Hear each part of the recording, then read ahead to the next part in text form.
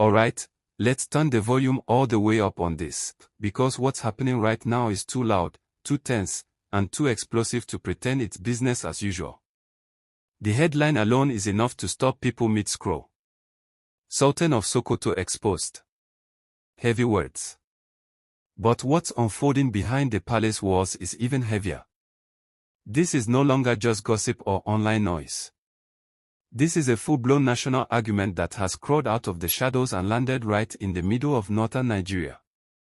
For weeks now, something unusual has been happening in Sokoto State. Villagers who have lived under fear for years have been celebrating openly. Not weddings. Not festivals. They are celebrating airstrikes. Specifically, the US-backed airstrikes that reportedly wiped out Lakurawa, a fast-growing terror group accused of combining Sahelian jihadist tactics with local bandit brutality. Entire communities in Tangaza and Gudu say the nightmare that ruled their nights was finally hit from the sky. People danced. People cried with relief. Some said, "At last, someone heard us." But while drums were beating in the villages, one powerful place remained silent. The palace. Not just silent, according to multiple reports, uneasy. Even sad. And that silence has now turned into the loudest sound in Nigeria's political space. The man at the center of this storm is the Sultan of Sokoto, Alhaji Saad Abubakar III, the spiritual leader of millions, a symbol of unity, tradition, and moral authority in the north. As the internet puts it bluntly, when bandits were killing villagers daily, the palace prayed. When those same bandits were bombed, the palace frowned.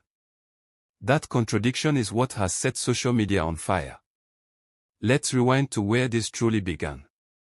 On Christmas Day, December 25, 2025, former US President Donald Trump announced what he called perfect strikes on terror targets in northern Nigeria. According to official briefings, the strikes hit Lakurawa camps in Sokoto State, camps believed to be key transit points for weapons flowing in from Niger Republic. The Nigerian military reportedly provided intelligence. The Americans brought the firepower. And the result, according to military sources, was devastating for the group's leadership and supply chain. In Tangaza, villagers didn't debate geopolitics. They celebrated survival. So people expected something, anything, from the Sultanate. A message. A statement. A word of relief for communities that had buried their loved ones for years. What they got instead was silence. Then came the leaks. Insiders close to the palace and the Northern Elders Forum whispered that the Sultan was unhappy. Not about the bandits, but about foreign jets in Nigerian airspace. About sovereignty. About possible civilian casualties. About the precedent it sets. On paper, that sounds reasonable. Even noble. But critics were quick to strike back with one dangerous question: where was this concern before now? Where was the outrage when villages were raided weekly? Where was the alarm when schoolchildren were dragged into forest? Where was the public anger when farmers were slaughtered on their own land? Online, the tone shifted from curiosity to accusation. Young people in the north began asking questions that were once considered untouchable. They started connecting dots, fairly or unfairly, between the long presence of Lakurawa and the powerful traditional structures in the region. Some went as far as claiming that a group this organized could not have operated for so long without someone knowing. That's where the headline crossed into dangerous territory. Silence equals support. No evidence. No court ruling.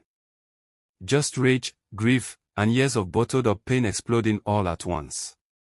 And the timing made it worse. On Monday, February 9, 2026, Nigeria's military high command released a fresh update. According to them, the strikes were not random. They were intelligence-driven and targeted a major logistics hub used by Lakurawa to move weapons across borders. In simple terms, this was a strategic chokehold, not a blind bombing. If that report is accurate, and that's a big if, then critics argue the palace's discomfort raises serious questions. And then came the bloodshed. Just days after the airstrikes, on February 6, over 160 people were reportedly killed in a brutal attack on Wero village in neighboring Kebbi State. Security analysts believe it was retaliation, a revenge strike by wounded terror networks lashing out. Here's the uncomfortable logic being pushed online: if the bandits are reacting this violently, then the strikes clearly hurt them. And if they're hurting, why isn't everyone on the same side? That question has refused to die. A darker theory has now entered the conversation, whispered, not proven, but spreading fast. Some believe the real fear isn't foreign jets or sovereignty. They believe it's exposure. They ask, if Lakurawa commanders are captured alive, what names might they mention? Who might they implicate? Is the silence from the palace about principle or about fear? Again, these are allegations, not verdicts. But in the court of public opinion, silence is being treated as testimony. Caught in the middle of this firestorm is Sokoto State Governor Ahmad Aliyu, carefully balancing his support for federal military action with deep respect for the Sultan. But patience on the streets is running out.